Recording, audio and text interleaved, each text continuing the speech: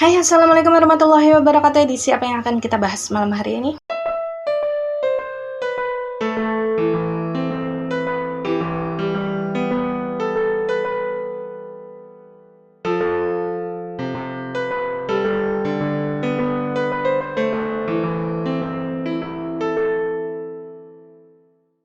Dan ya, malam hari ini kita akan masuk ke dalam edisi Dongeng Malam setelah sekian lama kita terus-menerus mendengarkan cerita dari rekam misteri. Dan khusus untuk malam ini, kisah yang akan kita dengarkan adalah kisah dari entitas bernama Mona. Dan bagi kalian yang mungkin sudah memfollow beberapa akun medsos saya, pasti tahu bahwa sebenarnya cerita Mona ini adalah cerita yang baru saja saya posting. Dan kalian juga pasti tahu bahwa cerita Mona ini berhubungan dengan cerita sosok lainnya yang bernama Murti, yang nanti ceritanya juga akan kita bahas setelah kisahnya Mona ini naik tayang ya. Dan seperti biasa, sebelum memulai, disclaimer dulu untuk kalian yang mungkin baru pertama kali menonton channel YouTube ini, bahwasanya edisi Dongeng Malam adalah edisi dimana kita akan sama-sama mendengarkan kisah dari para entitas yang dulunya pernah hidup melalui residual memori mereka. Mengenai nantinya kalian akan percaya atau tidak, itu sudah menjadi hak kalian. Yang terpenting adalah bagaimana caranya kita bisa saling menghargai dan juga bisa saling menebarkan energi yang positif. Dan ya, entitas Mona ini lain terakhir kehidupannya sekitar tahun 30 sampai ke 40-an. Mona ini adalah seorang wanita berdarah murni Belanda dan beliau ini meninggal sekitar usia antara 30 sampai 35 tahun. Dan secara fisik memang Mona ini memiliki penampilan yang bisa dibilang cukup awet muda ya. Meskipun memang beliau ini adalah orang Belanda, tapi karena memang beliau ini lahir dan besar di Indonesia, jadi beliau ini terbiasa untuk merawat diri dia, baik itu dari dalam ataupun dari penampilan luar, itu menggunakan berbagai jamu-jamu atau ramuan-ramuan tradisional milik Indonesia yang sekiranya bisa membuat badan dan kulit dia itu terlihat lebih sehat. Dan dari komunikasi yang terjalin di antara kami, Mona juga memberitahu saya bahwa kesukaan dia pada saat dia hidup dulu adalah membuat kunyit asam. Karena menurut Mona, kunyit asam itu sangat baik untuk menjaga proporsi badan dia agar tetap ideal. Dan sebelum memulai bagaimana cerita dari inti Mona, Murti, dan juga sosok seorang pria yang kita sebut saja namanya Pierre, izinkan dulu saya sebentar untuk membahas bagaimana kehidupan Mona ketika beliau remaja dulu, sampai kemudian beliau ini bertemu dengan Pierre. Karena saya ingin kalian ini secara tidak langsung bisa mengenal Mona dengan membayangkan bagaimana kehidupan Mona pada saat itu ya. Sebenarnya Mona ini kalau dibilang berasal dari keluarga berada, enggak juga. Meskipun saya memang nggak bisa melihat secara jelas apa pekerjaan dari ayahnya Mona pada saat itu, tapi yang jelas memang pada saat itu pekerjaan yang dilakukan oleh ayahnya Mona ini berhubungan dengan pertanian. Tapi ayahnya Mona, sekali lagi ya, beliau bukan big boss-nya, jadi kayak semacam ya mandornya aja lah. Dan memang dalam kehidupan Mona dia terlihat biasa-biasa saja. Dari sekian banyak teman-temannya Mona pada saat itu ya yang berada di lingkungan dia, Mona ini menjadi salah satu anak yang pulang dan pergi ke sekolah itu menggunakan sepeda. Jadi kalau teman-temannya tuh kebanyakan pakai mobil gitu kan ya, mobil orang tuanya. Karena memang pada saat itu Mona dan keluarganya ini tidak memiliki mobil pribadi. Jadi ayahnya Mona pada saat itu memang memiliki mobil, tapi itu mobil dinas. Dan pada saat itu kata Mona, yang namanya mobil dinas itu nggak boleh dipakai untuk urusan keluarga. Jadi benar-benar hanya dipakai untuk urusan kerja. Namun meskipun begitu, meskipun kehidupannya memang agak berbeda dari teman-teman yang lainnya, dari sisi keuangan, Mona nggak pernah merasa kecil hati ya. Dia nggak pernah merasa minder. Dan sekarang giliran kita membahas apa yang dikerjakan oleh ibunya Mona, kita sebut saja namanya adalah Marta. Jadi memang agak sedikit berbeda dengan ayahnya Mona. Kalau Marta ini bekerja di rumah, jadi beliau ini adalah seorang penjahit. Tapi karena memang beliau ini menggeluti pekerjaannya dari zaman beliau masih muda, hingga kemudian beliau ini menikah, kemudian punya anak. Jadi memang Marta ini sudah bisa dibilang memiliki nama lah ya, dan langganan-langganannya pada saat itu memang orang-orang Belanda yang sudah berada. Bahkan Mona sendiri tidak memungkiri bahwasanya pada saat itu apa yang mereka punya di dalam keluarga mereka itu sebagian besar memang dibeli dari uangnya Marta. Karena memang pada saat itu penghasilannya Marta ini jauh lebih besar ketimbang ayahnya Mona. Dan dari semua cerita hidupnya, Mona ini memang dianugerahi sebuah keistimewaan di dalam diri dia. Jadi kalau ibaratnya kata orang Jawa sekarang itu badannya kayak badan sampiran, dipakein apa aja tuh kayak bagus, kayak cantik gitu. Itulah yang kemudian membuat Marta ini menjadikan Mona kayak semacam manekin hidup. Jadi Mona ini selalu memakai pakaian yang dibuat oleh ibunya. Misalkan untuk ke acara-acara pesta, acara-acara undangan. Dan biasanya kalau misalkan orang sudah melihat baju yang dipakai oleh Mona, kemudian naksir, maka orang tersebut akan memesan baju yang sama kepada Marta. Jadi bisa dibilang pada saat itu meskipun Mona usianya masih sangat muda, dia ini dijadikan sebagai role model gitu bagi teman-teman yang ada di lingkungannya. Ya karena itu tadi, setiap apa yang dipakai sama Mona itu kelihatannya bagus aja. Bahkan tidak hanya sampai ke bagaimana cara Mona ini berpakaian, tapi juga sampai ke bagaimana cara Mona ini menata rambutnya. Itu juga menjadi sesuatu yang kemudian akan ditiru oleh teman-teman sebaya. Jadi sampai di sini kalian pahamkan kenapa kemudian Mona ini terbiasa untuk memiliki kepercayaan kepercayaan diri yang tinggi. Karena memang semenjak remaja dia sudah menjadi trendsetter, dia sudah dikenal sebagai perempuan yang modis, dia sudah terbiasa untuk menjadi pusat perhatian dan disukai oleh orang-orang. Meskipun Mona ini memiliki kecantikan yang bisa dibilang di atas rata-rata pada saat itu ya, Mona ini tidak pernah terbuai akan hal tersebut dan tidak pernah memanfaatkan kecantikannya untuk membuang-buang waktu bersama pria-pria yang waktu itu banyak naksir sama dia. Karena pola pikirnya Mona ini seperti ini, dia kan percaya diri, dia percaya dengan dirinya, dia yakin kalau diri dia itu adalah sesuatu yang berharga, sesuatu yang mahal, jadi dia nggak mau jatuh ke pelukan laki-laki yang biasa-biasa aja. Which is itu ada pola pikir yang ada sisi negatifnya, tapi ada sisi positifnya juga. Karena waktu itu Mona benar-benar menjaga dirinya. Bisa dibilang pada saat itu goals di dalam hidupnya Mona ini sangat banyak, apalagi dia berasal dari kalangan keluarga yang biasa-biasa saja. Jadi memang Mona ini memiliki cita-cita untuk mengubah bagaimana nasib keluarganya ke depan. Mona memiliki banyak sekali impian, bahkan Mona ini bercerita setiap hari ketika dia ingin menjadi sesuatu, misalkan dia punya keinginan, punya cita-cita, maka dia akan menuliskan cita-citanya itu di atas lembar kertas, kemudian kertas tersebut dia tempelkan di depan pintu kamarnya. Jadi setiap kali kemudian dalam keseharian Mona ini ngerasa capek atau ngerasa kayak nyesel akan sesuatu, pokoknya ngerasa down lah, maka Mona ini akan membaca barisan dari kertas-kertas yang dia buat tersebut yang isinya motivasi dan cita-citanya dia, dan dari sana kemudian Mona ini bisa kembali merasa bangkit. Dan saya rasa caranya Mona ini bisa kita tiru juga ya, kalau misalkan kita ini pengen punya goals yang banyak, kita harus memotivasi diri kita sendiri, karena nggak selamanya kita dikelilingi oleh orang-orang yang bisa support kita. Tapi meskipun begitu, ini yang saya bilang tadi ya, selalu ada sisi positif tapi juga ada sisi negatifnya. Apa yang dirasakan Mona terhadap dirinya itu perlahan kayak berubah menjadi sebuah perasaan obsesi. Jadi Mona ini kayak seolah-olah terobsesi dengan kesempurnaan yang ada pada dirinya. Jadi lama-kelamaan Mona ini kayak tidak bisa lagi menerima misalkan ada ketidaksempurnaan di dalam tubuhnya dia. Misalkan kayak numbuh jerawat, atau misalkan dia bekas jatuh, luka yang meninggalkan bekas. Bahkan ketika Mona bangun tidur pun, ketika dia mendapatkan ada bekas gigitan nyamuk aja di badannya, dia akan marah dengan dirinya sendiri. Dan tidak hanya merawat kulitnya dengan sangat baik, pada saat itu Mona juga ikut merawat bagaimana tubuhnya ini agar tetap ideal. Mungkin kalau bahasa anak-anak sekarang ini dia kayak diet ketat lah. Bahkan kata Mona ya, sebelum dia kemudian menikah, ketika dia masih remaja, usia masih belasan, Mona ini jarang sekali makan makanan yang berkarbohidrat. Karena dia lahir dan besar di Indonesia, otomatis dia kan harusnya akrab dengan yang namanya nasi kan ya. Nah itu jarang dimakan oleh Mona. Dia ini lebih sering makan makanan kayak sayur yang direbus. Nah dia lebih suka makan makanan tersebut dalam kesehariannya, karena dia nggak pengen gemuk. Karena memang dalam usia beliaknya tersebut, Mona ini masih terus dijadikan Martha sebagai model hidupnya, yang membawa image pakaian buatan Martha ke depan publik. Jadi Mona ini berpikir bahwa dia harus terlihat sempurna kalau misalkan kepengen baju buatan ibunya ini bisa dibeli oleh orang lain. Dan di bagian ini kita akan mulai membahas bagaimana caranya Mona ini kemudian bertemu dengan Pierre, sosok laki-laki yang menjadi suaminya Mona di masa depan. Jadi pada saat itu usia Mona ini masih sekitar 20 tahunan. Waktu itu Martha alias ibunya Mona ini mendapatkan sebuah pekerjaan untuk membuatkan sebuah gaun dari seorang nyonya yang pada saat itu memang berasal dari keluarga Belanda yang lumayan kaya. Jadi kayak keluarga terpandang lah ya. Dan seperti biasanya memang Mona ini terkadang suka menemani ibunya kalau misalkan lagi mampir ke rumah klien untuk mengambil ukuran dari orang yang ingin dibuatkan baju. Karena memang pada saat itu Martha ini nggak punya asisten sama sekali. Dan menurut Mona memang kebiasaannya setiap kali Martha ini mendapatkan panggilan gitu lah ya untuk mendatangi rumah calon kliennya, maka mereka ini diam-diam akan menggunakan mobil dinas dari ayahnya, meskipun sebenarnya itu dilarang. Dan di hari itu melalui residual memorinya Mona memang terlihat sibuk untuk membantu ibunya. Terkadang Mona ini terlihat menulis sesuatu di atas kayak notebooknya yang kecil, kemudian terkadang dia ini terlihat sedang merentangkan atau memperlihatkan beberapa contoh kain kepada calon klien ibunya. Dan jujur saja ya, saya sebagai seorang perempuan pun ketika melihat residual memorinya Mona, bahkan ketika Mona ini sedang tidak berusaha untuk kelihatan cantik, dia tetap kelihatan cantik. Ibaratnya dia lagi bengong aja gitu, ya cantik kelihatannya karena memang dasarnya sudah cantik.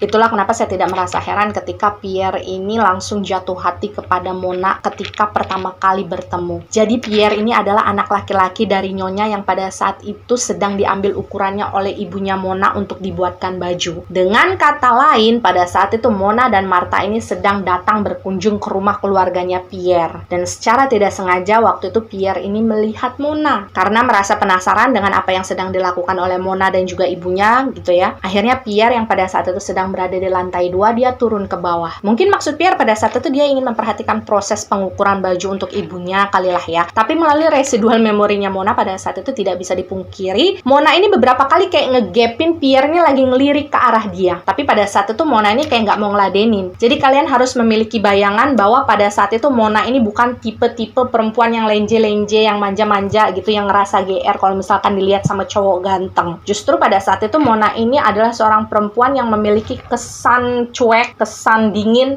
dan itulah mungkin yang membuat Pierre ini justru merasa semakin penasaran sama Mona. Dan ketika sudah selesai mengambil ukuran dari ibunya Pierre, waktu itu Martha dan Mona ini kan otomatis langsung membereskan barang-barang mereka untuk dibawa kembali pulang karena pekerjaan mereka kan sudah selesai. Dan ketika sedang beres-beres tersebutlah, ketika nyonya rumahnya sudah berada di lantai atas, tiba-tiba saja Pierre yang sejak tadi dia memperhatikan Mona itu datang menghampiri Martha dan Mona. Pada saat itu Pierre menawarkan bantuan untuk ikut membereskan barang-barang mereka. Ya biasalah SKSD cowok pengen kenalan sama Mona. Dan mungkin karena pada saat itu Mona ini kelihatannya cuek banget, meskipun Pierre ini sudah beberapa kali mengajak Mona ini ngobrol, akhirnya Pierre ini berganti mengajak Martha ngobrol. Dan waktu itu memang Martha ini cenderung bisa nimpalin basa-basi yang diberikan oleh Pierre ketimbang Mona. Jadi yang harus kalian bayangkan pada saat itu Mona ini kayak cuek aja ketika Pierre ngajak dia ngomong, ketika Pierre ini ada di sekitar dia untuk ngebantuin beres-beresin barang. Pokoknya Mona diem aja. Kemudian situasinya ini berubah ketika Pierre ini membantu membawakan beberapa tas milik Martha untuk masuk ke dalam bagasi mobilnya Martha dan juga Mona. Dan waktu itu posisinya Martha ini sudah duduk di kursi kemudi. Sedangkan Mona pada saat itu baru selesai memasukkan tas terakhir dia mau menutup pintu bagasi. Dan waktu itu ketika Mona ini sedang berjalan mau ke pintu depan karena dia kan mau masuk, di sanalah kemudian Pierre ini kayak sedikit agak memaksa untuk bicara sama Mona karena kan dari tadi dia dicuekin. Karena mungkin pada saat itu Pierre juga belum mengetahui siapa namanya Mona, jadi waktu itu Pierre memanggil Mona dengan panggilan Zeus. Zeus itu kalau bahasanya kita tuh kayak Mbak gitu.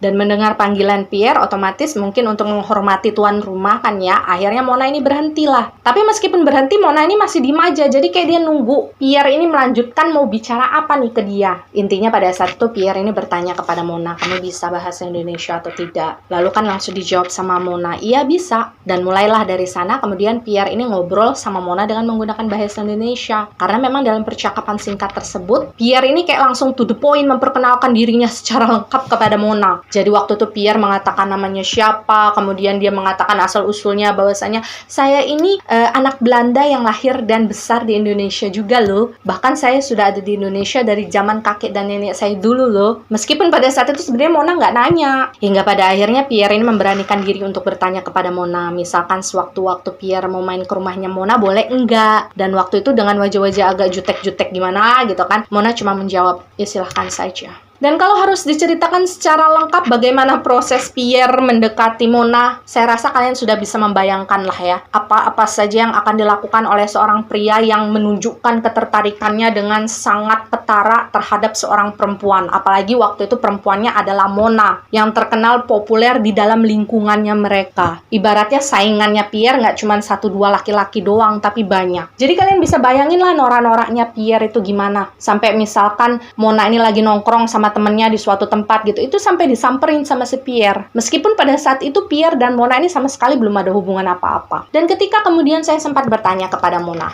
apa yang pada akhirnya membuat Mona ini memutuskan mau membuka hatinya untuk Pierre? Dan pada saat itu Mona hanya menjawab bahwa saya hanya merasa yakin bahwasanya Pierre bisa menyelamatkan saya dari pria-pria gila di luar sana yang menyukai saya. Dan satu hal yang perlu kalian ketahui, menurut Mona pada saat itu, menjadi seorang perempuan yang cantik itu tidak selalu menyenangkan. Karena pada saat itu Mona juga bertemu dengan laki-laki yang terlalu obsesi sama diri dia, yang kadang bisa nekat melakukan sesuatu kalau misalkan Mona ini tidak merespon perasaannya. Dan terkadang Mona takut dengan hal-hal tersebut. Dan terlepas dari itu semua, Mona juga merasa bahwa dari setiap pria yang mengungkapkan perasaannya kepada Mona, hanya Pierre sendiri yang bisa melakukan action gitu untuk mendekati Mona. Jadi Pierre ini kayak memiliki kepercayaan diri untuk bisa menaklukkan Mona. Karena terkadang kan perempuan pengen ditaklukin gitulah ya, mungkin nggak mau yang pasif-pasif aja. Tapi kalau menurut saya pribadi, Pierre bisa mendekati Mona dengan sangat percaya diri, yaitu karena memang Pierre ini memiliki beberapa kelebihan dibandingkan dengan laki-laki yang lain. Yang pertama, secara keluarga dia ada keluarga terpandang. Dan mungkin itu ada salah satu yang dicari oleh Mona kan selama ini. Dan yang kedua, Pierre ini kalau dibilang ganteng-ganteng guys, bahkan usianya juga nggak terlalu jauh dengan Mona. Sementara kalau misalkan pria-pria yang lain, mungkin karena mereka sudah mengetahui levelnya Mona ini seperti apa, jadi mereka tuh kayak ngerasa segan kan pengen deketin Mona. Dan seiring berjalannya waktu, Mona ini mulai menyukai Pierre. Karena memang pada saat itu selain tampan, kemudian mapan juga, Pierre ini selalu bisa mengakomodasi segala sesuatu kebutuhannya Mona. Kapanpun Mona ini membutuhkan. Jadi misalkan kalau Mona lagi sedih, Pierre ini akan datang. Mau itu jam berapapun, Pierre akan datang untuk mendengarkan ceritanya Mona. Misalkan Mona ini mau pergi kemana gitu, kemudian gak ada kendaraan. Lagi apapun Pierre, misalkan lagi sesibuk apapun, dia pasti akan bela-belain datang untuk menjemput Mona dan mengantarkan Mona ke tempat di mana dia mau pergi. Pokoknya hal-hal seperti itulah yang pada akhirnya membuat Mona ini luluh juga. Dan berjalan 1 tahun dalam hubungan mereka, akhirnya Pierre dan Mona ini memutuskan untuk menikah. Dan tentu saja kedua orang tua dari keluarga mereka ini menyetujui pernikahan tersebut ya. Jadi mereka mendapatkan restu. Dan di masa itu menurut Mona, orang-orang itu banyak yang kayak memuji-muji mereka lah. Mereka ini kayak dianggap couple goals-nya orang-orang pada zaman tersebut. Dan di awal-awal pernikahan sebenarnya Mona ini sempat merasa kaget karena dia tidak pernah menyangka ketika kemudian dia menikah dengan seorang pria yang kaya raya, segala sesuatu yang dia inginkan itu bisa dia dapatkan dengan mudah. Sangat berbeda ketika dia belum menikah dulu.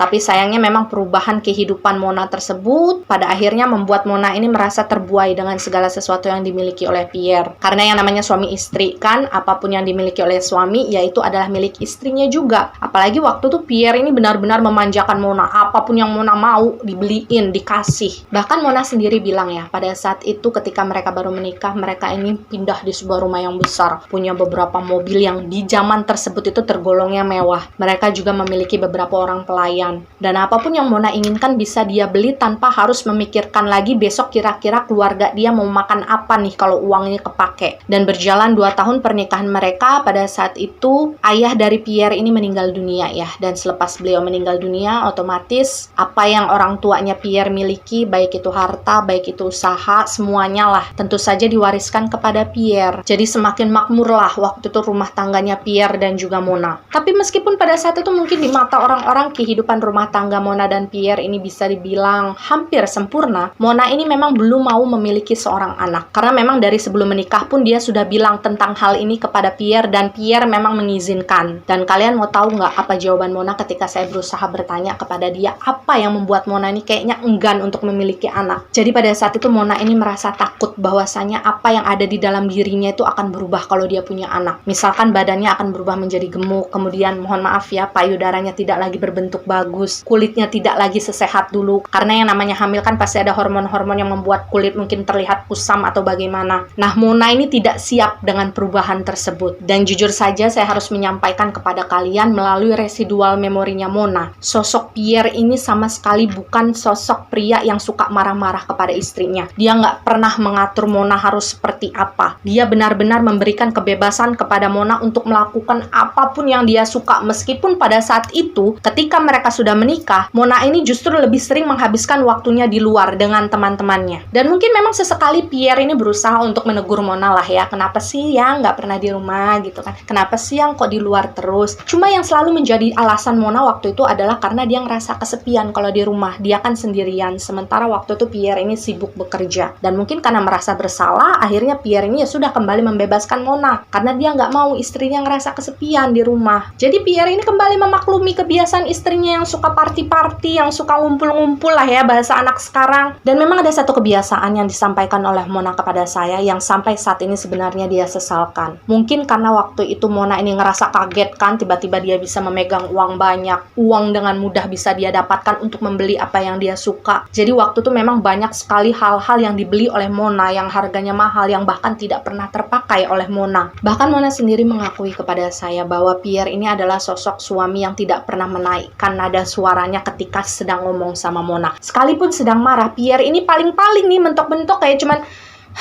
cuman menghela nafas doang, kemudian dia akan pergi menyendiri ke ruangan kerjanya. Jadi dia nggak pernah bentak Mona, dia nggak pernah main tangan sama Mona. Tapi sebenarnya kalau menurut saya disinilah titik permasalahannya. Di satu sisi Pierre mungkin tidak ingin menyakiti hati istrinya kalau misalkan harus ditegur, kalau misalkan harus diingatkan. Sementara Mona yang merasa sangat dibebaskan oleh suaminya, ini tidak memiliki kesadaran untuk bisa mengerti bagaimana posisi dan perasaan suaminya. Karena bagaimanapun kan yang namanya suami pasti perlu diperhatikan ya. Sebagaimanapun sibuk sibuknya kita sebagai seorang istri di luar sana, ketika kita pulang ke rumah, itu kan sudah menjadi kewajiban kita untuk memperhatikan apa-apa saja sih yang dibutuhkan oleh suami. Karena memang ada beberapa residual memorinya Mona ya, yang terlihat ketika misalkan Pierre ini sedang berusaha untuk mendekat kepada Mona. Mungkin pada saat itu Pierre ini kayak lagi pengen manja-manjaan sama Mona, kayak pengen meluk dia dari belakang. Mona ini akan menolak, dia menghindar guys. Padahal pada saat itu Pierre ini bukan cowok yang gak ganteng loh, dia ganteng loh guys. Jadi saya juga gak mengerti jalan pikirannya Mona pada saat itu ya, dalam situasi itu. Dan ketika kemudian perjalanan rumah tangga mereka ini sudah sampai 5 tahun, belum ada perubahan yang berarti dari dalam diri Mona. Dia masih merasa bebas dengan kehidupannya, dia masih sering menghabiskan waktu di luar bersama teman-temannya. Pokoknya pada saat itu Mona ini kayak mengacuhkan peranannya sebagai seorang istri. Tapi meskipun begitu, dari residual memorinya Mona, saya memang jarang sekali melihat sosok Mona dan Pierre ini bertengkar hebat. Mungkin karena waktu itu kan Mona ini cenderung cuek, sementara kalau Pierre ini cenderung diem kalau dia sedang marah. Dan ada satu hal yang kemudian membuat saya kaget ketika saya berkomunikasi dengan Mona waktu itu. Mona bilang ketika pernikahannya sudah berjalan 5 tahun ke atas, dia dan Pierre ini tidur di kamar terpisah. Dan mereka ini tidur di kamar terpisah bukan karena lagi berantem ya, bukan. Tapi karena keinginannya Mona. Karena waktu itu dia bilang kepada Pierre, dia nggak betah kalau tidur seranjang sama orang lain. Dia bilang Pierre itu orang lain, padahal itu suaminya. Dan karena Pierre ini nggak mau mengecewakan Mona, akhirnya pada saat itu ya sudahlah, setuju Pierre. Mona tidur di kamar depan, sementara Pierre ini tidur di kamar tengah. Dan karena merasa penasaran, saya sempat bertanya kepada Mona, terus kalau misalkan Pierre ini sedang merasakan rindu dengan istrinya, misalkan gitulah ya, yang namanya suami dan istri gitu, lalu Pierre harus bagaimana? Dan waktu itu Mona menjawab, ya Pierre akan masuk ke dalam kamar saya. Dan kalau misalkan saya tidak sedang lelah, saya akan melayaninya. Dan kalian harus garis bawahi jawaban Mona, kalau sedang tidak lelah, ya maka akan saya layani. Kita akan sedikit membahas sosok Pierre ya, meskipun memang sayangnya secara energi saya tidak bisa bertemu dengan beliau. Tapi dari cerita yang berasal dari point of view-nya Mona, jujur saya merasa ada sedikit rasa kasihan kepada Pierre. Karena bagaimanapun yang namanya suami itu kan pasti ingin diperhatikan oleh istri. Apalagi sejak awal Pierre ini betul-betul menjadi sosok yang menggebu-gebu ingin memperistri Mona. Mungkin pada saat itu Pierre ini sudah memiliki harapan besar ketika berumah tangga dengan Mona. Memiliki seorang istri yang cantik luar biasa, kemudian bisa memiliki rumah tangga yang adem ayem, memiliki anak-anak yang lucu. Dan meskipun hal tersebut belum terwujud karena memang Mona ini masih nggak mau punya anak, ya Pierre memaklumi, dia berusaha untuk mengerti. Tapi rumah tangga yang kemudian terjalin di antara mereka berdua ini terlihat kayak nggak sehat. Komunikasi yang terjalin di antara mereka berdua ini kayak nggak berjalan dengan baik. Kemudian kita percepat waktu gitu ya, ketika pernikahan mereka ini sudah sampai ke 10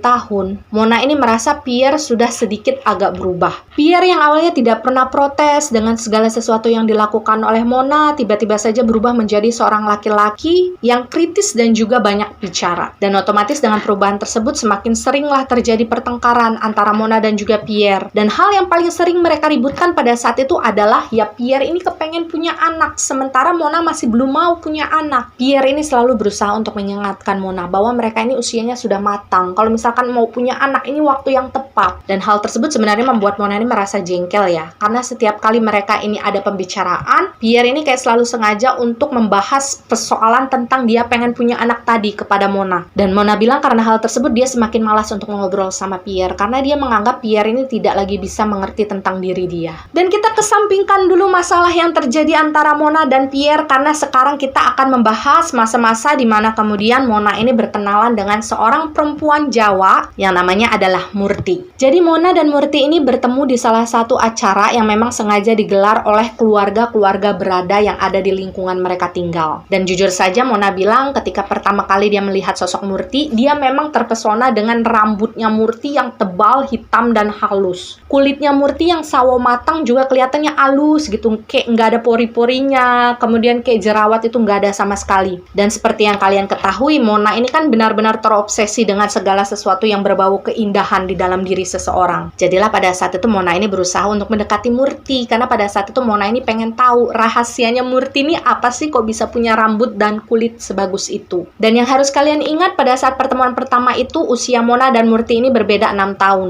Jadi Mona ya yang lebih tua daripada Murti. Dan dari topik sederhana tersebut, obrolan ringan mereka kemudian membuat Mona dan Murti ini pada akhirnya berteman. Dan dari proses mereka berteman tersebutlah pada akhirnya Mona ini mengetahui kalau misalkan Murti ini berasal dari sebuah keluarga yang cukup terpandang. Jadi kayak keluarga Jawa Tulen tapi terpandang karena memang memiliki channel channel khusus dengan orang-orang Belanda yang ada di sana. Lalu apa yang dikerjakan oleh keluarganya Murti sampai kemudian keluarganya ini menjadi keluarga yang terpandang dan memiliki channel khusus dengan orang-orang Belanda yang berada di sana. Nah, di bagian ini nanti kita akan mendengarkan kisahnya secara lengkap melalui point of view-nya Murti ya. Dan kembali lagi ke dalam ceritanya Mona, pada saat itu Mona ini memang terpesona dengan penampilannya Murti. Jadi gini loh, kalau misalkan kita berhadapan dengan Murti, kita melihat Murti ya, wajahnya Murti ini benar-benar kayak perempuan yang innocent. Jadi kayak adem, kalau kita ngelihat dia tuh kayak tenang wajahnya. Matanya tuh belok, kulitnya sawo matang. Terus badannya tuh petit lah. Karena kalau Mona itu kan tinggi ya. Dan pada saat itu memang yang menjadi ciri khasnya Murti dalam berpakaian adalah Murti ini dalam keseharian tuh suka pakai kebaya model kurung. Kemudian di bagian bawahnya itu suka dipadu-padankan dengan kain jarik. Dan untuk rambut, ini adalah salah satu bagian teristimewa dari dirinya Murti ya. Karena rambut Murti pada saat itu panjang, sepinggang, kemudian tebal, warna hitam, lurus. Jadi pada saat itu Murti itu sering menggunakan kayak roncean melati yang dibentuk seperti jepit, kemudian dia pakai di bagian dua sisi rambutnya. Kemungkinan biar rambutnya tuh rapih. Jadi kalau kena angin kan nggak kemana-mana rambutnya. Dan gaya rambut Murti tersebut sempat ditiru oleh Mona. Karena dia ngerasa iri gitu, kok rambutnya bagus banget, dipakein melati. Tapi karena memang waktu itu Mona bilang dia merasa tidak cocok dengan gaya rambut seperti itu, pada akhirnya ya sudah dia tinggalkan gaya rambutnya Murti dan dia kembali menjadi dirinya sendiri. Dan pertemanan yang terjalin di antara mereka berdua ini memang pada akhirnya terjalin semakin dekat. Karena Mona sendiri merasa bahwa dia memiliki banyak kecocokan dengan Murti. Banyak hal yang disukai oleh Mona itu juga disukai oleh si Murti. Dan pada saat itu mereka ini sudah tidak lagi hanya sekedar bertemu di luar rumah saja, karena memang Mona mulai sering mengundang Murti ini untuk datang ke rumahnya untuk main. Awalnya memang Murti ini kayak datang sebentar gitu ya, cuma sekedar mampir. Sampai kemudian lama-kelamaan Murti ini kalau main ke rumahnya Mona ini kadang sampai malam baru pulang. Dan dari sanalah kemudian awalnya Mona memperkenalkan Murti kepada Pierre. Dan waktu itu Mona nggak punya pikiran apapun ya, karena dia merasa percaya diri dengan dirinya. Mona bilang ketika dia memperkenalkan Murti kepada Pierre, dia nggak pernah kepikiran bahwa Murti ini bisa mencuri perhatian seorang Pierre gitu loh. Karena Pierre ini udah punya istri seperti saya gitu lah menurut Mona. Karena Mona ini berpendapat apa yang ada pada diri dia itu nggak ada pada diri Murti. Dan apa yang ada pada diri Murti itu bukan sesuatu yang dibutuhkan oleh suami saya. Karena suami saya itu udah punya perempuan dengan kelasnya seperti saya gitu. Saya yakin kalian bisa membayangkan lah ya maksud saya seperti apa. Jadi ya sudah, tanpa merasa curiga atau bagaimana, Mona ini akhirnya memperkenalkanlah Murti kepada Pierre. Dan mereka ini memang sering ngobrol pada akhirnya. Dan mungkin dalam prosesnya tersebut Mona ini tidak pernah menyadari ketika misalkan Murti ini lagi main ke rumahnya, tiba-tiba saja secara tidak sadar, secara tidak direncanakan, dia dan Pierre ini bertengkar. Dan bertengkarnya tuh di depan Murti. Jadi Murti kan menyaksikan. Waktu itu Mona menganggap hal tersebut adalah hal biasa. Karena Mona ini kan sudah menganggap Murti sebagai teman. Jadi menurut Mona pada saat itu ya jelek-jeleknya saya misalkan diketahui oleh Murti, ya udah nggak apa-apa, dia kan temennya saya. Dan waktu itu Mona juga mengaku dia sering sekali menceritakan segala sesuatu kepada Murti. Dia sering curhat, termasuk juga tentang permasalahan rumah tangganya. Dan Mona bilang ya, dia nggak pernah tahu di mana titik balik ketika kemudian Pierre ini terasa berubah. Jadi ketika 1 tahun berjalan, kedekatan antara Mona dan Murti ini berteman, entah bagaimana Mona ini mulai merasa setiap kali dia dan juga Pierre ini bertengkar, maka Pierre ini akan selalu membawa-bawa nama Murti. Jadi kayak seolah-olah membandingkan sosok Murti dengan sosok Mona. Contohnya seperti ini ya, misalkan, kamu mah nggak kayak Murti, kamu mah nggak seperti Murti, coba lihat Murti, Murti mah begini, nggak kayak kamu. Dan awalnya Mona ini kayak nggak menganggap hal tersebut secara serius ya, tapi lama-kelamaan kok diulang-ulang, halnya sama terus kayak gitu. Hingga pada akhirnya Mona ini kayak ngerasa curiga, kamu kenapa? Kenapa selalu membanding-bandingkan saya dengan Murti? Jadi di depannya Mona, Pierre ini selalu memuji kalau misalkan Murti itu adalah perempuan yang lembut, perempuan yang perhatian, perempuan yang nggak pernah cuek dengan orang-orang yang ada di sekitarnya, dan seorang perempuan yang bisa membaktikan dirinya sebagai seorang perempuan. Dan karena merasa sangat kesal kejadian tersebut berulang-ulang terjadi, bukan hanya sekali 2 kali, hingga kemudian di suatu hari kemarahan Mona ini kayak udah berasa dipucuk. Dengan sangat emosional pada saat itu, secara asal ya, dia ini ngasal-ngasal doang ngomong sebenarnya,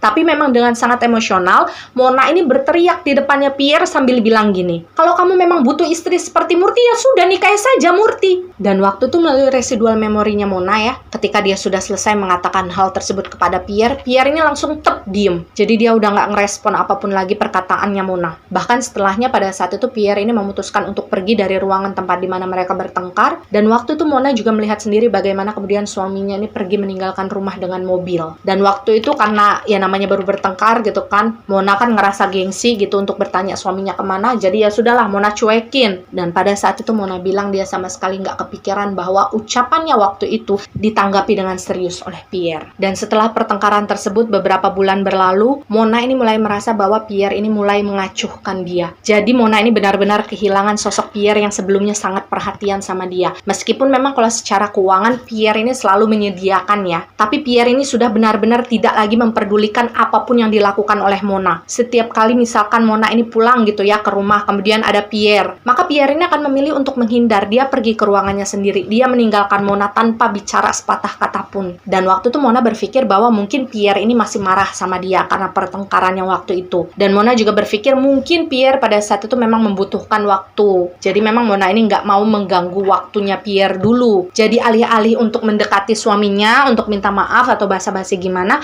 Mona ini justru memilih ya sudah saya tinggalkan juga Pierre sendiri. Saya membutuhkan waktu, Pierre juga membutuhkan waktu. Gitu loh pikirannya Mona. Mona sebenarnya bilang dalam proses mereka ini saling diem-dieman itu sebenarnya Mona ini kayak ngerasa hampa. Karena biasanya dia diperhatiin sama seseorang itu tiba-tiba orang tersebut cuek sama dia. Tapi memang Mona gengsi untuk bertanya apa sih yang sedang dirasakan oleh Pierre. Karena waktu itu Mona ini inginnya tuh selalu dihampiri, dia nggak mau menghampiri. Dan saya rasa inilah yang menjadi kesalahan dasar dalam sebuah rumah tangga. Dan dalam kasus ini adalah rumah tangganya Mona dan juga Pierre. Dan alih-alih bisa memperbaiki hubungan mereka, pada saat itu sekitar berjalan 4 bulan kemudian, Mona ini justru mendapatkan kabar yang sangat mengejutkan dunianya. Jadi di suatu hari, Pierre menyampaikan keinginannya kepada Mona untuk menikahi Murti. Jadi kalian harus tahu, Mona sama sekali nggak tahu proses antara Pierre dan Murti ini gimana tiba-tiba mereka pengen menikah. Karena selama ini yang terlihat di depan matanya Mona, ya Murti sendirian, ya Pierre juga sendirian. Jadi mereka ini nggak pernah kelihatan berdua. Itulah yang kemudian membuat Mona ini kayak ngerasa kagetnya bukan main. Pada kesempatan itu, Pierre juga menyampaikan kepada Mona bahwa keinginannya menikahi Murti karena dia ingin memiliki anak. Dia juga ingin menjadi seorang suami dari istri yang bisa memperhatikan kehidupan suaminya. Dan Mona bilang ketika dia mendengarkan kata per kata yang diucapkan oleh Pierre pada waktu itu, sebenarnya hatinya tuh ngerasa sakit loh si Mona ini. Tapi lagi-lagi rasa egonya Mona dan juga rasa percaya dirinya yang terlalu tinggi itu seolah menghalangi dia untuk bisa mengungkapkan kecemburuannya terhadap suaminya sendiri. Dan waktu itu sebenarnya Pierre sudah mengajukan beberapa pilihan kepada Mona. Di antaranya apakah Mona ingin diceraikan atau ingin dimadu. Semisal pada saat itu Mona memang memilih ingin diceraikan, ya pada saat itu Pierre sudah siap untuk menceraikan Mona. Tapi waktu itu Mona menolak untuk diceraikan. Kenapa? Karena Mona percaya bahwa sebenarnya keinginan Pierre waktu itu mempersunting Murti itu kayak hanya sekedar egonya Pierre aja lah. Kayak cuma pengen membuat Mona ini ngerasa cemburu sama suaminya. Jadi Mona ini sama sekali nggak percaya kalau misalkan pada saat itu Pierre betul-betul jatuh hati kepada Murti. Karena sekali lagi Mona selalu merasa dia ada di atasnya Murti. Baik itu dari sisi cantik, baik itu dari sisi pintar, baik itu dari sisi populer. Jadilah pada saat itu Mona ini justru menantang Pierre, ya sudah nikahi saja, nggak perlu ceraiin saya. Saya juga pengen lihat seberapa lama Murti bisa memuaskan kamu sebagai seorang istri ketimbang saya. Dan Mona bilang ketika dia menyampaikan hal tersebut kepada suaminya, dia yakin bahwa pernikahan antara Pierre dan Murti itu nggak akan bertahan lama. Dan ujung-ujungnya nantinya nih Pierre akan kembali lagi ke pelukannya Mona.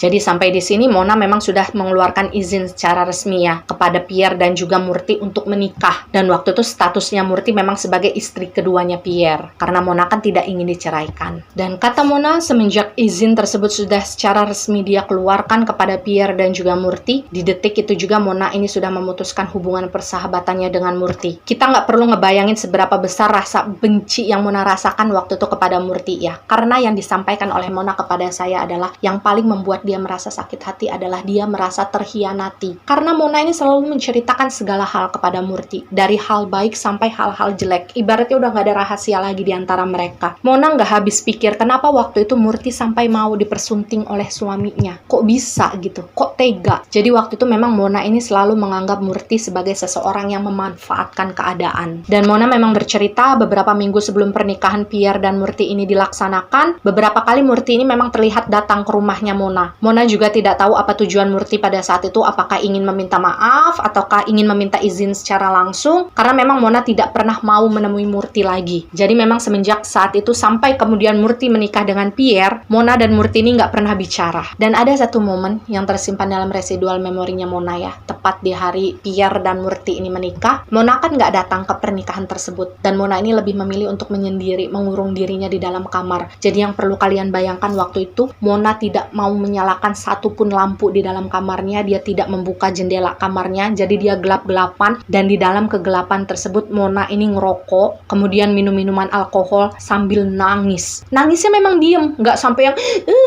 gitu, enggak, tapi matanya itu sembab. Jadi kalian bisa bayangkan, mungkin waktu itu Mona itu nangis dari malam sampai kemudian keesokan harinya. Dan Mona bilang dia nggak pernah mau menunjukkan kesedihan itu kepada siapa-siapa, karena dia nggak mau terlihat lemah. Dan menurut Mona, ketika baru saja menikah, sebenarnya waktu itu Pierre ini mengontrakkan sebuah rumah ya untuk Murti. Mungkin pada saat itu Pierre kan belum sempat membelikan rumah, jadi mereka ngontrak dulu. Dan waktu itu Mona sampai mendatangi kontrakan tersebut karena dia pengen ketemu sama Murti dan juga Pierre. Dan dalam pertemuan tersebut, dengan menegarkan hatinya, Mona ini bilang sama Murti dan Pierre, kalian berdua harus tinggal di rumah sama saya. Kalau semisal kalian berdua menolak, maka pernikahan kalian akan saya permasalahkan. Dan karena memang tidak punya pilihan lain pada saat itu, meskipun memang sebenarnya Murti kelihatan nggak mau, tapi pada akhirnya mereka berdua ini pindahlah ke rumah yang ditinggali juga oleh Mona. Jadi kalian bisa bayangkan pada saat itu di rumah mereka yang besar tinggallah Mona, Murti, dan juga Pierre. Dan mungkin kalian bertanya, apa alasannya waktu itu Mona ini sampai pengen Murti tinggal satu rumah saja sama dia? Menurut Mona pada saat itu alasan yang pertama adalah karena dia nggak rela kalau misalkan suaminya sampai mengeluarkan sepeser pun uang untuk membelikan aset dalam berupa rumah untuk Murti. Dan alasan yang kedua adalah karena Mona ini ingin melihat secara langsung, dia pengen mengawasi secara langsung bagaimana rumah tangga yang terjalin antara Pierre dan juga Murti. Karena sekali lagi Mona ini sangat percaya diri bahwa cepat atau lambat Pierre ini akan menyesal karena telah menikahi Murti. Dan awalnya memang dukungan orang-orang yang ada di sekitar mereka, misalkan kayak rekan kerjanya Pierre dan juga Mona, kemudian tetangga-tetangga yang ada di sekitar rumah mereka, itu cenderung diberikan kepada Mona. Karena bagaimanapun Mona adalah istri pertama. Dan waktu itu Murti ini secara sosial ini sempat nggak disukai sama orang-orang di situ. Dan hal tersebut membuat Mona ini sudah merasa menang ya, sudah merasa di atas angin lah. Dan mungkin karena dia merasa memiliki seorang saingan kan di rumah dia sendiri, akhirnya Mona ini berusaha untuk bisa tampil lebih cantik lagi. Gimana caranya dia bisa tampil lebih baik lagi. Karena dia menganggap madunya yang ada di rumah itu adalah saingannya. Dan tentu saja karena memang Mona sudah menjadi nyonya rumah di rumah tersebut selama 10 tahun lebih, otomatis dia mendominasi apapun yang ada di rumah tersebut. Karena Pierre juga kan jarang ada di rumah, dia sibuk kerja. Dan awal-awal memang Mona masih merasakan bahwa Pierre ini perhatiannya masih cenderung adil terbagi antara dia dan juga Murti. Jadi kan waktu itu kamar mereka ini terpisah menjadi 3. Jadi Pierre tidur sendiri, Mona tidur sendiri, Murti tidur sendiri. Dan waktu itu kata Mona, dia merasa bahwasannya Pierre ini masih lebih sering datang ke kamarnya dia ketimbang kamarnya Murti. Jadi sampai di situ Mona ini udah punya feeling di dalam hatinya, ya udah saya ini yang menang, Murti nggak akan lama nih jadi istri kedua. Dan karena mungkin sudah merasa menang, pada akhirnya waktu itu Mona kembali lagi ke tabiat lamanya. Jadi dia suka menghabiskan waktu di luar bersama teman-temannya ketimbang ada di rumah. Dan karena sering meninggalkan rumah, pada akhirnya banyak sekali momen-momen penting di dalam kehidupannya Pierre yang dilewatkan oleh Mona. Pada saat itu Mona lupa bahwasanya di rumahnya kan sudah ada Murti. Ibaratnya kalau misalkan Mona lagi nggak ada di rumah, ya maka Murti yang akan menggantikan posisinya sebagai seorang istri kedua. Dan pada akhirnya memang Pierre ini mulai tidak adil membagi waktunya. Kalau misalkan sebelumnya Mona ini merasa Pierre lebih sering datang ke dalam kamarnya, pada saat itu berjalan sekitar 6 bulan ke atas, Pierre ini justru lebih banyak menghabiskan waktunya di kamar Murti. Kemudian ada beberapa hal yang membuat Mona ini kayak tersadar bahwa sepertinya Murti ini sudah berhasil untuk mengambil perhatian Pierre sepenuhnya. Dan ada satu momen yang cukup menarik yang ingin saya bahas ya. Pernah di suatu hari melalui residual memorinya Mona, waktu itu Mona dan Murti ini sedang berada di dalam satu ruangan. Jadi mereka ini kayak lagi ngeberesin meja. Dan pada saat itu Pierre ini memang sedang tidak bekerja. Jadi dia tuh kayak lagi lari pagi lah gitu ya. Kemudian ketika Pierre ini pulang, dia membawa sebungkus makanan. Waktu itu isinya bubur. Tapi sayangnya memang waktu itu Pierre cuma beli satu nih buburnya. Dan bubur itu justru diberikan kepada Murti. Sedangkan di situ di ruangan tersebut ada Mona juga. Dan mungkin sebagai seorang perempuan ya yang sudah merasa memiliki saingan, otomatis pada saat itu Mona marah dong karena merasa Pierre ini nggak adil membagi perhatiannya. Waktu itu bahkan Mona ini sempat bilang kepada Pierre, kenapa kamu cuma beliin satu doang? Ada saya loh di rumah ini, kenapa cuma Murti doang yang dibeliin bubur? Pokoknya pada saat itu Mona ini sangat marah lah, apalagi ketika dia melihat bagaimana reaksi Murti ketika dia diberikan bubur oleh Pierre. Jadi kayak manja banget sama Pierre. Pierre-nya tuh sambil dirangkul gitu, sambil ngucapin makasih. Dan waktu itulah Pierre yang merasa dibentakkan sama Mona, akhirnya bilang sama Mona, kamu 10 tahun belakangan kemana aja? Saya selalu beliin kamu bubur, tapi kamu nggak pernah makan dengan alasan kamu nggak pernah pernah suka rasanya. Terus kenapa sekarang giliran saya beliin istri saya yang lain, kamu marah? Dan menurut Mona, apa yang diucapkan oleh Pierre pada saat itu adalah salah satu kalimat yang paling menyakitkan dalam seumur hidup dia menjalin rumah tangga dengan Pierre. Dia hampir tidak pernah dibentak seperti itu oleh Pierre sebelumnya. Dan karena ngerasa sakit hati sekaligus malu juga kan, akhirnya Mona ini larilah ke dalam kamar. Dia nangis lagi di dalam kamarnya. Dan waktu itu ketika Mona ini berjalan menuju kamar tuh, dia kayak sengaja nabrak pundaknya Murti. Dan waktu itu dalam residual memorinya Mona ya, saya melihat Murti ketika ditabrak pundaknya oleh Mona itu sempat gini, aduh sakit. Dan selang 2 tahun berjalan hubungan rumah tangga antara Pierre dan juga madunya, pada akhirnya Mona ini harus mendengarkan kabar yang paling dia takutkan selama ini. Jadi waktu itu Mona tahu bahwasanya Murti sedang hamil muda. Mona menggambarkan perasaannya waktu itu campur aduk, marah, sebel, benci. Bahkan Mona sendiri bilang kalau misalkan saat itu rasanya dia pengen menghampiri Murti untuk menjambak-jambak rambutnya. Meskipun sangat marah sebenarnya ya, tapi Mona ini selalu berusaha untuk bisa mengendalikan dirinya. Dia nggak mau kelihatan cemburu di depan Pierre ataupun Murti. Karena pada saat itu Mona nggak mau kalau misalkan Murti berpikir dia sudah berhasil mengalahkan Mona. Meskipun ya memang mau gimana lagi ya, waktu itu Murti udah terlanjur hamil duluan kan ketimbang Mona. Ibaratnya Murti ini sudah memberikan salah satu hal yang paling diinginkan oleh Pierre selama ini. Dan Mona ini selalu berusaha untuk bersikap biasa saja setiap kali Murti ini kayak membangga-banggakan kehamilannya di depan orang-orang yang ada di sekitar mereka. Jadi kalau misalkan kayak di depan pelayan-pelayan mereka itu kayak sengaja,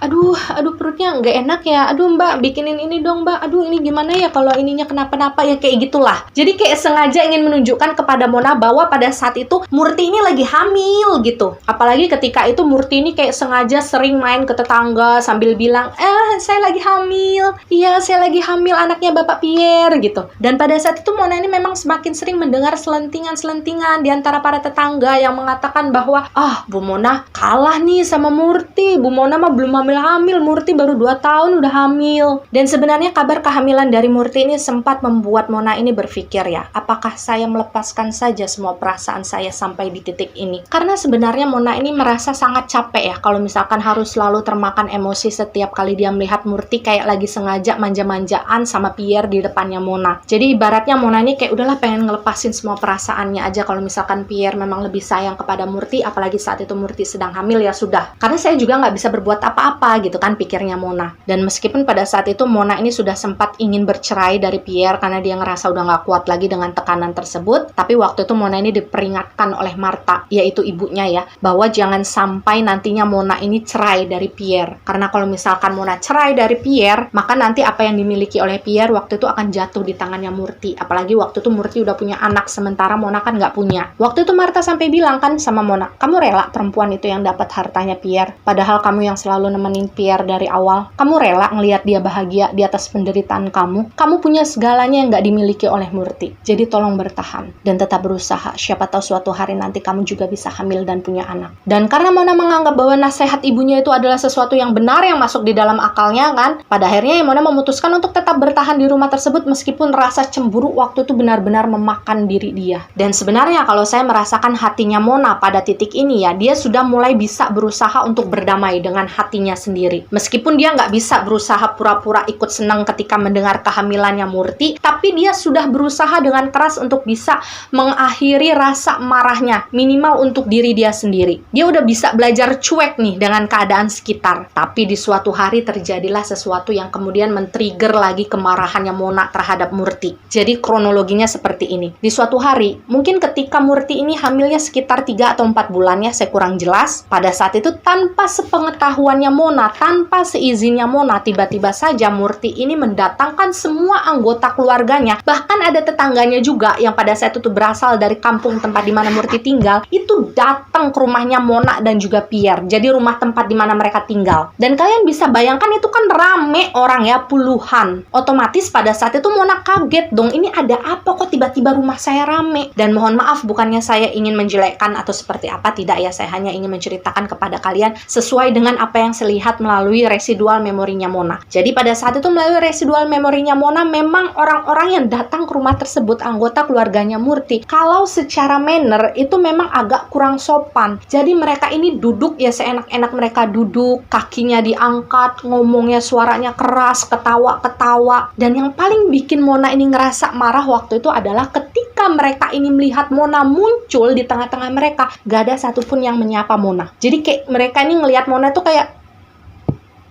gitu. Padahal pada saat itu Mona ini merasa bahwa dia masih jadi orang pertama di rumah tersebut. Dia istri pertama, sementara Murti istri kedua. Setidaknya kalau ada acara apapun, mendatangkan siapapun ke rumah tersebut, Mona ini masih berhak untuk diberitahu. Dan sambil menahan rasa marahnya pada saat itu, Mona ini berusaha mencari tahulah apa sebenarnya yang sedang dilakukan oleh Murti dan anggota keluarganya di rumah tersebut. Dan karena pada saat itu Pierre memang sedang tidak ada di rumah, akhirnya Mona ini mau nggak mau mencari informasi tersebut dari orang-orang yang datang di rumahnya Dan pada saat itulah Mona baru tahu kalau misalkan Murti ini sedang mengadakan acara kayak mungkin semacam selamatan gitulah ya atas kehamilannya dia. Jadi pada saat itu anggota-anggota keluarganya Murti yang udah senior gitu, mungkin ibunya, mungkin neneknya juga yang datang ke rumah mereka, itu kayak membuat semacam makanan yang terbuat dari sayur-sayuran yang direbus, mirip pecel tapi bukan pakai bumbu kacang. Saya tidak tahu namanya, tapi kalau dari beberapa komen yang saya baca ketika gambarnya Murti waktu itu sempat saya posting, namanya adalah urap. Jadi makanan tersebut dibungkus dengan daun pisang. Setelah jadi, mereka bagikan ke tetangga-tetangga yang ada di sekitar rumahnya mereka. Dan karena Mona ini memang sama sekali tidak pernah mengerti dengan adat tradisional seperti itu, Mona ini menganggap bahwasannya wajar kalau waktu itu dia bertanya kepada ibunya Murti. Dan sebenarnya kalau dilihat dari residual memorinya Mona, sebenarnya waktu itu Mona ini bertanya baik-baik loh kepada ibunya Murti yang waktu itu sedang membungkus makanan tersebut. Intinya waktu itu Mona memang mempertanyakan, ini untuk apa sih bikin makanan seperti ini kemudian dibagi-bagiin. Tapi waktu itu jawaban yang diberikan oleh ibunya Murti kepada Mona itu sangat menyinggung perasaannya Mona. Dan kalian tahu waktu itu ibunya Murti bilang apa kepada Mona? Jadi kurang lebihnya beliau bilang seperti ini. Oh, Nyonya nggak tahu maksud dari selamatan ini apa? Oh iya, saya lupa. Nyonya kan belum pernah hamil ya? Beda sama Murti yang baru 2 tahun menikah udah hamil. Dan percaya nggak percaya kalian, ketika Mona mendengarkan kalimat tersebut diucapkan di depan mukanya, Mona ini langsung meneteskan air mata. Jadi dia nangis waktu itu bukan karena rasa sedih, tapi karena rasa marah yang harus dia tahan. Dan sekali lagi waktu itu Mona memilih untuk menyendiri di dalam kamarnya dan dia melampiaskan semua perasaan di dalam kamar tersebut. Dan tidak ada satu orang pun yang mungkin akan menduga bahwa menyendirinya Mona di dalam kamarnya waktu itu merupakan awal dari rencana yang dibuat oleh Mona untuk menyingkirkan sosok Murti, karena dia sudah menganggap bahwa Murti ini udah keterlaluan. Murti sudah berusaha untuk merebut posisinya Mona menjadi nomor 1 di rumah tersebut. Bahkan Mona sempat bilang seperti ini ya, saya sudah memberikan kesempatan kepada Murti untuk bisa menginjak tanah, tapi dengan lancangnya dia berusaha untuk mengusik langit. Dia sudah lupa bahwa dia berasal dari mana, dan dia lupa siapa saya sebenarnya. Dan pada saat itu Mona ini sudah memikirkan berbagai cara yang kira-kira bisa dia lakukan untuk menyingkirkan sosok Murti. Hingga kemudian Mona ini teringat akan pistol lama milik Pierre yang sebelumnya memang disimpan di dalam laci lemari yang ada di dalam kamarnya Mona. Jadi pistol tersebut memang sudah sangat lama sekali tidak digunakan tapi masih berfungsi dengan baik. Dan Mona bilang ketika dia sedang memikirkan cara untuk menyingkirkan Murti pada saat itu, suara tawa dari para anggota keluarganya Murti yang berasal dari luar kamarnya Mona itu bisa terdengar dengan jelas oleh Mona. Dan suara tawa mereka itu justru semakin menambah kemarahannya Mona ya. Karena Mona bilang dia nggak bisa membayangkan kalau misalkan rumah dia suatu hari nanti akan dimiliki oleh Murti dan juga keluarganya. Dia nggak rela. Dan di dalam komunikasi kami, Mona bilang seperti ini. Pada saat itu saya bilang kepada diri saya sendiri, saya rela untuk hancur, asalkan saya bisa membuat Murti hancur lebih dahulu. Dan ya disinilah titik klimaks yang terjadi di antara rumah tangganya Pierre, Mona, dan juga Murti. Jadi selang 2 hari kemudian, ketika acara tersebut sudah selesai, kemudian seluruh anggota keluarganya Murti ini sudah pulang ke kampung halaman mereka. Nah, pada saat itulah di suatu hari, Mona ini sudah mengintai keadaan. Jadi waktu itu Mona sengaja bangun sebelum Pierre ini bangun. Dan Mona selalu tahu kebiasaannya Murti yang memang selalu bangun ketika subuh. Dan biasanya setelah bangun, setelah rapi, Murti ini akan duduk di teras sambil menikmati sarapan. Dan yang perlu kalian ketahui pada saat itu memang Mona ini berjalan untuk mengintai keadaan untuk menemui Murti. Itu posisinya dia sudah memegang pistol dan dia sembunyikan di belakang punggungnya. Hingga pada akhirnya Mona ini sempat terkejut ketika dia justru berpapasan dengan Murti di ruangan tengah. Jadi waktu itu posisinya Murti dan Mona ini kayak saling berhadapan. Dan karena tidak mau membuang waktu, Mona kan takut Pierre ini bangun lebih dahulu. Akhirnya pada saat itu Mona ini langsung menodongkan pistol yang dia bawa tepat di depan keningnya Murti. Dan ketika hal tersebut terjadi, Mona dan Murti ini sempat cekcok beberapa saat. Jadi mereka ini kayak saling beradu argumen merasa paling benar. Hingga di satu titik mungkin waktu itu Mona sudah tidak tahan lagi, dia sempat berteriak untuk meminta Murti ini diam. Dan ketika cekcok mereka ini selesai, sejenak terjadi keheningan. Pada saat itulah kemudian Murti ini ini mulai menangis dan memohon kepada Mona untuk tidak ditembak karena dia pengen tetap hidup dan ingin menjalani kehidupan bersama anaknya. Jadi waktu itu Murti ini terlihat kayak minta dikasihanilah ya sama Mona. Tapi sayangnya permohonan Murti pada saat itu yang membawa-bawa tentang anaknya justru tidak membuat Mona ini merasa kasihan sama dia. Mona ini justru semakin merasa kesel dan marah sama Murti. Dan ketika situasi tersebut terjadi, Murti ini sempat berteriak memanggil nama Pierre. Dan mungkin karena saking kerasnya panggilan Murti kan pada saat itu, pelayan yang ada di rumah mereka juga nggak ada yang berani mendekat sama sekali. Pada akhirnya Pierre ternyata bangun dari tidurnya. Dan karena memang pada saat itu posisinya saya melihat cerita ini melalui point of view-nya Mona, jadi Mona sendiri nggak tahu ya pada saat itu apa saja yang dilakukan oleh Pierre, sampai akhirnya kemudian Pierre menghampiri dia dan berdiri di belakangnya Mona